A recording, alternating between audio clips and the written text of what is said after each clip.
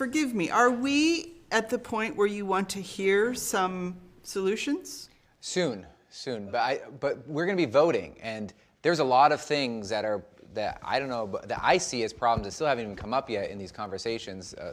Big, major issues that I would like to hear. So I'm going to ask some guiding questions very soon as well. I'm still trying to get, but before we vote, I want to make sure that there's a really good selection of things on the table to vote for, to make sure we have everything covered. Because things like the educational system, the prison systems, and there's so many things that are plaguing us. So I want to just make sure everybody's thinking about all the things that are causing suffering. And one of the things that I would really like to do that we haven't had a chance to do yet is to actually hear some stories of experiences about things that are causing either you or family members or friends that are suffering as a result of some issue. I'd also, if anybody has any anecdotal stories about their own experiences around some of the issues that have come up, that I think that would really help as well. But so I'm going to ask a probing question. Do you guys feel that the educational systems in Bellingham are serving the children and parents and staffs, and you feel that our education systems are really working?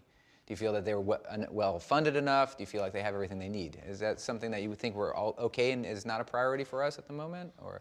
Well, I'd like to say that the education here in this county is wonderful, but I think really the underlying problem is economics. For instance, Bellingham Technical College puts out wonderful, students go in there and they learn a technical skill set to work with their hands and minds, to make things, fabricate things, and there just aren't jobs for the people that are graduating.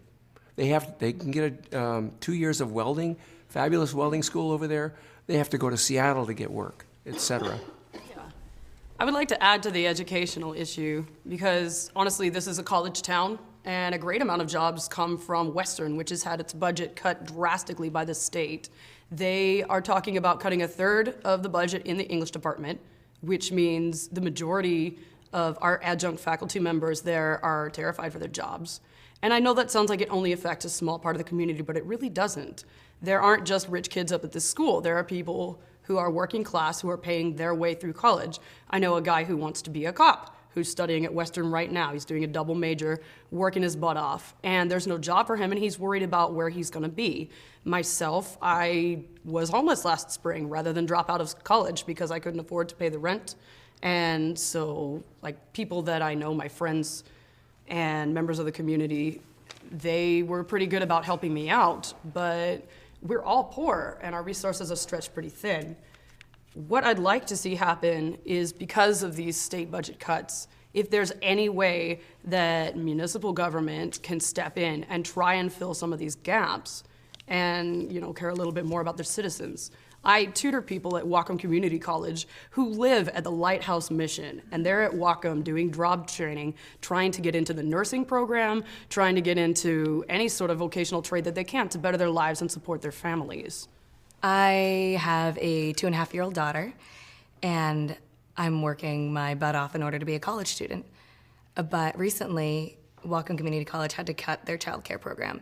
And so trying to find affordable childcare, trying to find these different resources that help families in order to continue their education, because the only way for us as a society to grow is to continue education. Anytime there is an economic downturn, there are higher enrollments in education and higher turnouts there. So why should we be cutting our resources that could make that dream happen?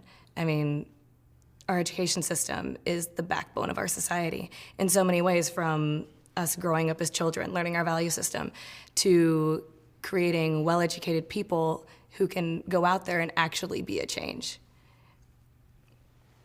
Another subject that I have some concern with is, not just our local, but the national prison system. The degree to which we are locking people up and trying to enforce, vices as illegal. I hate seeing in not just specifically marijuana users, but gamblers and, somebody wants to go to a prostitute. I don't see that person needs to take up a jail cell so that we need to arrest this guy that didn't really do any crime to anybody else. We're gonna let the pedophile out of jail, even though he's a level 3 sex offender, and we're pretty sure he's gonna, reoffend, or, this guy beat his girlfriend within an inch of her life, but we can only lock him up for 6 months because, we got somebody else that didn't pay a parking ticket on time that needs that spot for a while.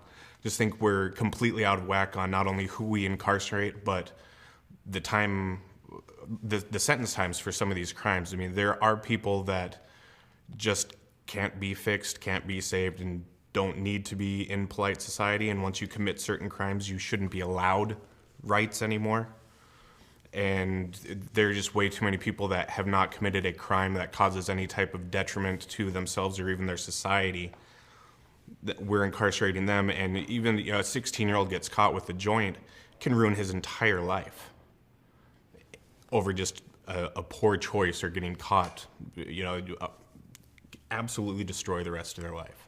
Speaking of the prison system and education for that matter, there's a law on Washington books that says you're not allowed to spend a single government dollar on educating prisoners while they're in the system. Because of this, our recidivism rate is higher than states that allow government dollars to go towards education, because it has to be entirely volunteer. You can't have any money going into materials, into education training, into anything that remotely connects to education. And it really does a lot of harm to trying to get these people cycled back into the helpful community, and to get them in a position where they're able to, rejoin society, really.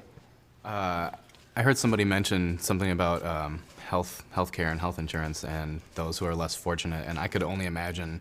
I mean, I don't have any personal experience with that, but all I know is that I live in constant fear because I have no insurance, no medical coverage, and so if I'm playing basketball and twist an ankle, or if I go hiking and break my arm or anything, then I go from making less than $10,000 a year to making owing whatever it may be. And so I don't know.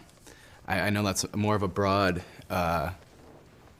problem, but I feel like it's, coming from the college thing, and I'm not somebody who's had my life handed to me, and I as well am as a working college kid, and it's really hard to get by sometimes, and so I could only imagine the problems that other people face who do have some other, actual issues or legitimate issues, and I feel like that's a huge problem in our society, I've heard some stories recently where, exactly that same thing happened. Someone was hiking and they, broke their tailbone and, had to drop out of school, and they can't afford to essentially live. So I don't have any answers to that, but I would definitely like to see it be considered. But when it comes to the issue you just raised, I'm the poster child for what can happen to you when you have something go wrong, and even when you have some insurance. I didn't have medical insurance, but I had car insurance, and was hit 4 times in 2.5 years, and I ended up having to sell a house to pay my medical bills. So what you're talking about is very near and dear to my heart, and you're right, it's a huge issue. And it's faced by people in this community. It's not too broad. I mean, the fact is that one accident, one mistake, one thing that goes wrong, your whole life could be over. So. And it's a ripple effect, right? Yeah. Oh, absolutely. Oh, yeah. Solution. So right now we're going to talk about some of the things. A lot of people who were talking today had ideas about jobs. We really don't have enough jobs. Our community is suffering. People are poor. People don't have enough money. They're living day to day. And that was one of the issues that I heard come up a great deal. So one of the things that I wanted to put on the table was this idea. It's not just my own. It's an idea brought together from a lot of people who have a lot of fantastic ideas. And that's the concept of community resource allocation planning. Now what that means is this. Within each community, every one of us has skill sets. We have techniques and skills that we know that we can help and be useful with that, in my honest opinion, if we were all working a job that we loved and that we were good at, we'd be doing a lot better job at it, we'd be a lot happier in our life, making a living wage, doing what it is we dig. So my idea is that if we can create a database that we house all of everybody's individual skills that they would like to offer to the community, all of the resources, things they own that they would be willing to rent or trade or barter with the community.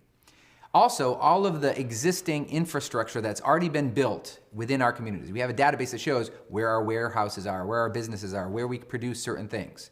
Have a database of all those things. Lastly, all of the natural resources that exist within our community. All the things that we grow, all the natural resources within the earth, all the potential resources that we could grow. empty fields that we could be planting things, what would grow best there, empty plots of land where we could be building factories or industry. So we create this database that has all of our existing resources, natural, man-made, and existing, and then have a database that's associated with it that has all of our wants, all of the things that we need and want as a business, as a community, as a family.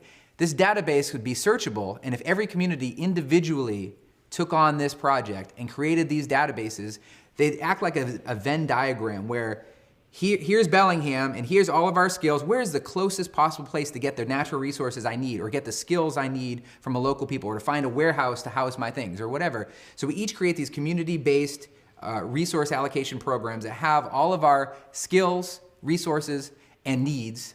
And then if everybody did that individually, we could then share much more reasonably. Because right now, if we could all assess the needs and the resources that we have in each community, we could then have all of our stores do a needs assessment. We need this many tomatoes. We need this much bread every month. We need this much flour. And just everybody determines what they need and figure out what can be grown locally. So all of our resources could be that slow food movement, the locally based restaurants and locally based grocery stores. So we're getting as much as possible to feed our local communities based on what we can handle here. Whatever we have that we can export, that we have extras, we can export to the next available community rather than sending them all over the nation. And we build these community centers so we can share resources more efficiently, waste a lot less fuel and time shipping these things around. Same thing is true for our skills, because we all have skills, and I would love to be making films all the time in this area and not having to travel Seattle or wherever to make movies. I would love to find out what the film needs are within this community so that I could meet those needs. And I'm sure you guys all have skills that you'd like to be doing, DJing or acting or whatever it is your skill set is, you'd like to be doing it all the time rather than doing these jobs that we don't enjoy, that we're getting paid not enough for. Instead, we could figure out where the closest, best place to do what we love is so that we could be spending our life working what we're passionately. So we could spend our lives working, doing what we're passionate about for the rest of our lives, getting paid to be able to support our friends and families based on what it is that we like doing every day. And if we have land that's available, that's just not doing anything, we could be growing crops to help support our local agriculture business and help support our local farmers and our local communities and our local food banks. But right now, that just doesn't exist. There's no way to do that. So what I would love to see is people who have skills in database management and website design to come together to develop this project so that we can pilot it here in Bellingham. I'm willing to give this idea out for free so that we could create it. So it could be creating jobs, helping all of us get back to work, sharing our resources.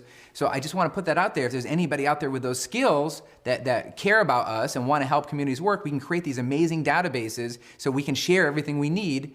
But we need people to do it. I mean, I can't do that. I'm not skilled in those skills, in that skill set. So what I need is people like you who have those skills, people out there in our community to help us create things like this. And that's what I want to hear from you. What other amazing ideas do you have that we could create and create local businesses to meet that job, because we need jobs. We need money in this community. What ideas do you guys have that we could create businesses to put people to work doing what they love so that we can help make enough money so we can all support our families and friends and do what we love to do and have time off. But we need each other to do this. So I'm willing to throw all my ideas on the table for you all, that you guys can create businesses around them and have life, because I don't want to do all these things. I don't want to run these database farms for websites and stuff. And neither do you. There are things that you want to be doing with your life. There are skills that you'd rather be doing. Some of you may want to act all day long and not want to do anything else other than acting. Some of you just may want to make music.